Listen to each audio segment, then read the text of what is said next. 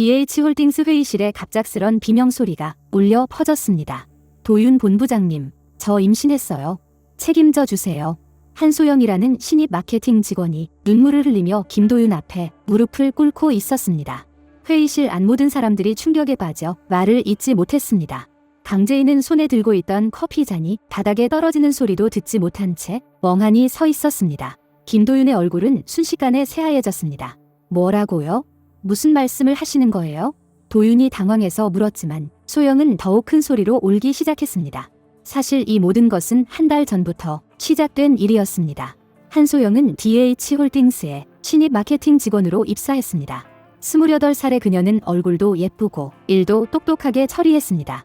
입사 첫날부터 소영은 김도윤에게 유독 관심을 보였습니다. 본부장님, 업무 관련해서 여쭤볼 게 있는데 시간 괜찮으실까요?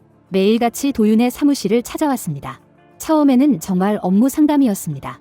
하지만 점점 개인적인 이야기들이 섞이기 시작했습니다. 본부장님도 혼자 사시는 게 힘드실 텐데요. 가끔 저녁 같이 드시면서 얘기해요. 도윤은 정중하게 거절했습니다. 업무 시간에는 업무 얘기만 하는 게 좋겠어요. 하지만 소영은 포기하지 않았습니다. 한편 황기찬은 김도윤과 강재인의 관계가 날로 깊어지는 것을 지켜보며 분노하고 있었습니다. 김도윤 때문에 강재인이 더 뻔뻔해졌어. 저 놈부터 제거해야겠어. 황기찬은 평소 알고 지내던 사채업자를 통해 한소영을 소개받았습니다. 소영은 과거에도 비슷한 일을 몇 번 해본 경험이 있었습니다. 5천만 원 줄 테니까 김도윤을 망가뜨려.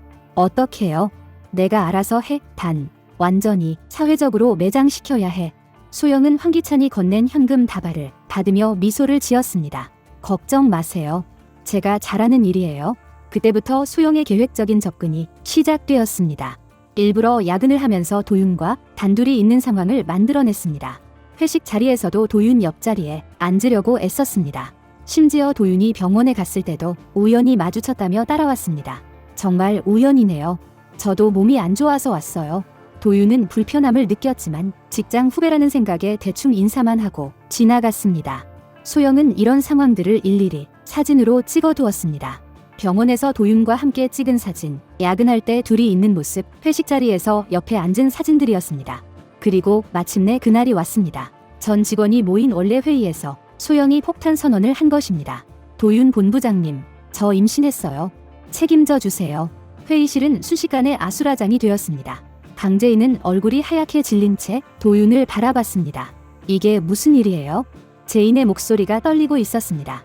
도윤은 필사적으로 고개를 저었습니다. 아닙니다. 저는 정말 모르는 일이에요. 하지만 소영은 더욱 큰 소리로 울면서 말했습니다. 지난달에 병원에서 만나서 그때 우리가 그런 일 절대 없었어요. 도윤이 강하게 부인했지만 주위 사람들의 시선은 차가웠습니다. 강미란 상무가 차갑게 말했습니다. 김 본부장, 이게 대체 무슨 일입니까? 상무님, 저는 정말 억울합니다. 하지만 소영이 준비해온 증거들을 하나씩 꺼내기 시작했습니다. 여기 초음파 사진이에요. 그리고 병원 진료 기록도 있어요. 심지어 도윤과 함께 찍은 사진들까지 내놓았습니다. 이 사진들 보세요. 우리가 얼마나 가까이 지냈는지 알 수 있어요. 제인은 그 사진들을 보며 마음이 무너지는 것을 느꼈습니다. 정말로 도윤과 소영이 함께 있는 모습들이었기 때문입니다. 도윤은 절망적인 표정으로 말했습니다. 그 사진들은 우연히 마주쳤을 때 찍힌 거예요. 절대로 그런 관계가 아니었어요. 하지만 소영은 눈물을 뚝뚝 흘리며 말했습니다. 본부장님이 저한테 먼저 고백하셨어요. 외롭다고 같이 있어달라고 하셨잖아요. 제인은 더 이상 듣고 있을 수가 없었습니다. 회의실을 뛰쳐나가며 말했습니다. 저는 이 일에 대해서 알고 싶지 않아요. 도윤이 뒤따라 나오려 했지만 강미란이 막았습니다. 김 본부장은 여기 남아서 상황을 정리하세요. 그날 밤 도윤은 제인을 찾아갔습니다. 제인은 눈이 빨갛게 부어 있었습니다. 도윤 씨, 저한테 설명하지 마세요. 듣기 싫어요. 도윤은 무릎을 꿇고 말했습니다. 제인 씨, 제발 제 말을 들어주세요. 저는 정말 그런 일 한 적 없어요. 하지만 제인은 고개를 돌렸습니다. 사진까지 있는데 뭘 더 말해요? 초음파 사진도 있고 병원 기록도 있잖아요. 도윤은 그제야 무언가 이상하다는 것을 깨달았습니다. 의사인 자신이 놓친 의학적 모순점들이 있을 거라고 생각했습니다. 다음날 도윤은 소영이 가져온 초음파 사진을 자세히 살펴봤습니다. 임신 8주라고 했는데 사진의 태아 크기가 8주치고는 너무 컸습니다. 게다가 촬영 날짜도 이상했습니다. 소영이 말한 임신 시기와 맞지 않았습니다. 도윤은 병원 기록도 확인해봤습니다. 이 호르몬 수치도 이상해 임신 초기에 나와야 할 수치가 아니었습니다. 도윤은 제인을 찾아가 이 사실을 설명했습니다. 제인 씨, 제가 의학적으로 분석해본 결과 처음에 제인은 듣기 싫어했습니다. 또 변명하려는 거예요? 하지만 도윤의 설명을 들어보니 확실히 이상한 점들이 많았습니다. 정말 그런 모순점들이 있는 거예요? 네, 확실해요. 의사로서 장담할 수 있어요. 제인은 마음이 조금 누그러지기 시작했습니다. 그럼 우리가 직접 확인해 볼까요? 두 사람은 함께 소영의 과거를 조사하기 시작했습니다. 제인이 사리탐정을 고용해 소영의 이력을 추적했습니다. 놀랍게도 소영은 과거에도 비슷한 사기를 여러 번 쳤던 전과자였습니다. 이 여자가 다른 회사에서도 똑같은 짓을 했네요. 임신했다고 거짓말해서 돈을 뜯어낸 기록이 여러 개예요. 도윤은 분노했습니다. 이런 악질적인 사기꾼이었다니. 한편 황기찬은 소영에게 전화를 걸어 다그쳤습니다. 일이 어떻게 되고 있는 거야? 김도윤이 아직도 버티고 있잖아. 소영은 당황해서 대답했습니다. 조금만 더 시간을 주세요. 곧 끝날 거예요. 하지만 황기찬은 화를 냈습니다. 빨리 끝내지 못하면 너도 가만 안 둬? 소영은 점점 조급해지기 시작했습니다. 그러던 어느 날 도윤이 소영을 따로 불렀습니다. 한소영 씨, 정식 산부인과 검진을 받아보시죠. 제가 신뢰하는 병원에서 정확한 검사를 해드릴게요. 소영의 얼굴이 순간 굳어졌습니다. 그럴 필요 없어요. 제가 이미 검사받은 걸로 충분해요. 하지만 도윤은 단호했습니다. 아니요, 정확한 검사가 필요해요. 제가 의사로서 책임지고 확인해드리겠어요. 소영은 점점 궁지에 몰렸습니다. 저는 그런 검사 받기 싫어요. 그때 제인이 나타나서 소영이 과거 자료들을 내놓았습니다. 한소영 씨, 이 기록들을 어떻게 설명하실 건가요? 다른 회사에서도 똑같은 사기를 쳤다는 증거들이에요.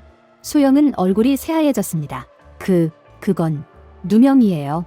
저를 모함하는 거예요. 하지만 증거들은 너무나 명확했습니다. 전 직원이 모인 자리에서 도윤이 의학적 근거를 들어 설명했습니다. 이 초음파 사진의 태아 크기는 8주가 아니라 12주에 해당합니다. 그리고 이 호르몬 수치는 임신이 아니라 다른 질환을 의미해요. 무엇보다 촬영 날짜와 임신 시기가 전혀 맞지 않습니다. 제인도 조사 결과를 발표했습니다. 한소영 씨는 과거 3번이나 같은 방법으로 사기를 쳤습니다. 모두 무고한 남성들에게 임신했다고 거짓말을 해서 돈을 뜯어냈어요. 소영은 더 이상 버틸 수가 없었습니다. 알겠어요. 제가 거짓말했어요. 하지만 저도 피해자라고요. 누군가가 저한테 시켰어요. 모든 사람들이 놀랐습니다. 누가 시켰다는 거예요? 제인이 추궁했습니다. 소영은 결국 모든 것을 털어놓았습니다. 황기찬 회장이 저한테 5천만 원을 주면서 김도윤을 망가뜨리라고 했어요. 사회적으로 매장시키라고 했다고요. 회의실이 다시 한번 충격에 휩싸였습니다. 강미란 상무가 분노하며 말했습니다. 황기찬이 이런 더러운 짓을 시켰다는 거군요. 제인과 도윤은 서로를 바라보며 안도의 한숨을 쉬었습니다. 마침내 진실이 밝혀진 것입니다. 소영은 경찰에 신고되었고 황기찬도 조사를 받게 되었습니다. 그날 저녁 제인과 도윤은 조용한 카페에서 마주 앉았습니다. 정말 미안했어요. 도윤 씨. 제인이 고개를 숙이며 말했습니다. 저도 처음에는 의심했어요. 도윤은 제인의 손을 가만히 잡았습니다. 괜찮아요. 저라도 그랬을 거예요. 하지만 결국 우리가 함께 진실을 밝혀냈잖아요. 제인은 도윤을 바라보며 미소를 지었습니다. 앞으로는 더 믿을게요. 무슨 일이 있어도 도윤 씨를 의심하지 않을게요. 도윤도 따뜻하게 미소를 지었습니다. 저도 제인 씨를 끝까지 지킬게요. 누가 우리 사이를 갈라놓으려 해도 절대 흔들리지 않을게요. 하지만 이 모든 일이 끝났다고 생각하는 순간 제인의 휴대폰이 울렸습니다. 문자 메시지였습니다. 강제인, 이번에는 내가 당할 차례야. 더 큰 복수가 기다리고 있어. 발신자는 알 수 없는 번호였습니다. 제인의 얼굴이 다시 굳어졌습니다. 도윤이 물었습니다. 무슨 일이에요? 제인은 휴대폰을 도윤에게 보여주었습니다. 또 다른 음모가 시작되는 것 같아요. 두 사람은 서로를 바라보며 각오를 새롭게 다졌습니다. 아직 끝나지 않은 전쟁이 기다리고 있었습니다. 하지만 이제는 혼자가 아니었습니다. 서로를 믿고 의지할 수 있는 든든한 동반자가 있었습니다. 이렇게 이번 이야기가 마무리됩니다.